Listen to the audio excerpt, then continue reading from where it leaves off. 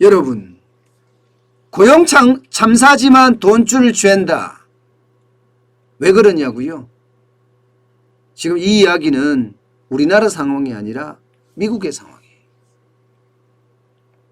미국은 여러분, 이걸 한번 보세요. 9월에 비농업 일자리 수가 19만 9천 개가 늘어나는데 그쳤습니다. 고용 쇼크라는 말에서 한 걸음 더 나아가서 고용 참사라는 말까지 쓸 정도로 9월에 일자리가 완전히 폭망했어요. 완전히 폭망했어요. 시장 전망치는요, 9월에 50만 개 정도는 늘어나지 않겠느냐 이렇게 예상을 했지만 절반도 달성하지 못했습니다. 절반도 달성하지 못했어요. 그러니까 많은 사람들이 이제 걱정하는 거야.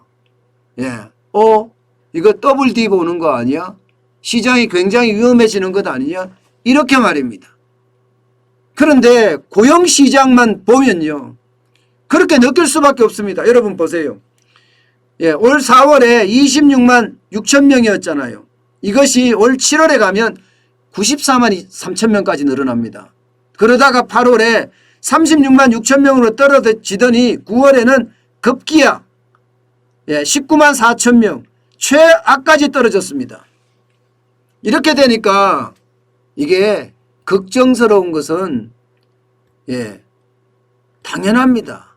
더블 딥에 대한 공포 더 커진다 이런 얘기죠. 자, 이러면 여러분 이제 미국이 테이퍼링을 할까요? 쉽게 말하면 통화정책의 방향을 완화해서 돈 푸는 데서 긴축으로 돈 조이는 대로 갈까요? 일단 시장 전문가들은요, 돈 조이는 곳으로 간다. 통화정책의 방향을 바꿀 거다. 이렇게 예상을 하고 있습니다. 그동안 미국의 중앙은행인 연방준비제도는요, 두 가지가 목표에 달성할 때 통화정책 방향을 바꾸겠다 이렇게 이야기했거든요. 제롬 파월 의장이 말입니다. 하나는 물가가 2%대 가는 거고요. 다른 하나는 이 고용률이 쉽게 말하면 실업률이 완전고용 상태에 가야 된다는 거예요. 완전고용 상태. 그러면 가겠다. 완전고용이라는 게 3 내지 4% 이내에 들어서는 거예요. 3 내지 4% 이내에 들어서는 거예요. 근데 지금 미국의 고용은요, 4.8%까지 떨어지기는 했어요. 이러니까 고용에 대한 문제가 사실 미국이 통화정책을 바꿀 거냐 안 바꾸냐 거냐 여기에 대한 핵심이었잖아요. 그런데 바꿀 거다 이렇게 이야기하는 게 시장 전문가들의 대부분 이야기예요.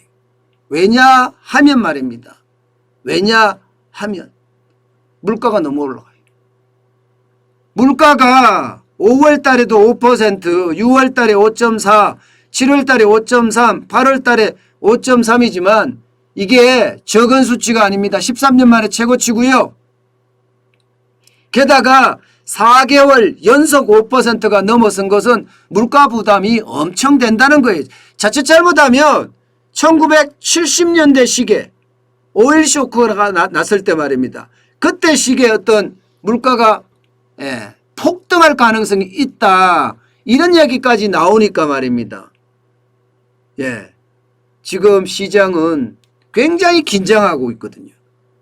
그 때문에 제롬 파월 의장도 통화정책의 어떤 방향성은 지금대로 간다. 이게 아니라 바꾼다. 여기에 더 무게감을 더 실어주는 것으로 보입니다. 그럴 수밖에 없는 게 당연히 통화정책의 방향을 바꿔야 된다. 물가가 너무 많이 올라가기 때문이다. 이렇게 이야기들을 하고 있습니다. 이렇게 되면 여러분 이렇게 되면 테이퍼링을 한다는 이야기잖아요. 결국이요. 그럼 우리 시장에는 어떤 영향을 미칠까요? 우리 시장에는. 저는 이게 우리 시장에 굉장히 크게 영향을 미칠 수도 있다는 거예요. 미국의 고용 참사가 우리 시장에 어떻게 영향을 미치느냐 뭐 이렇게 말씀하시는 분들도 계실 수 있죠. 그렇지만 미국의 고용 참사는요. 결국 말입니다. 예. 테이퍼링을 늦추는 것이 아니라 늦추는 것이 아니라 원래는 고용 참사가 나면 늦출 거라고 예상했지만 사실은 늦추지 않을 거다. 그냥 갈 거다.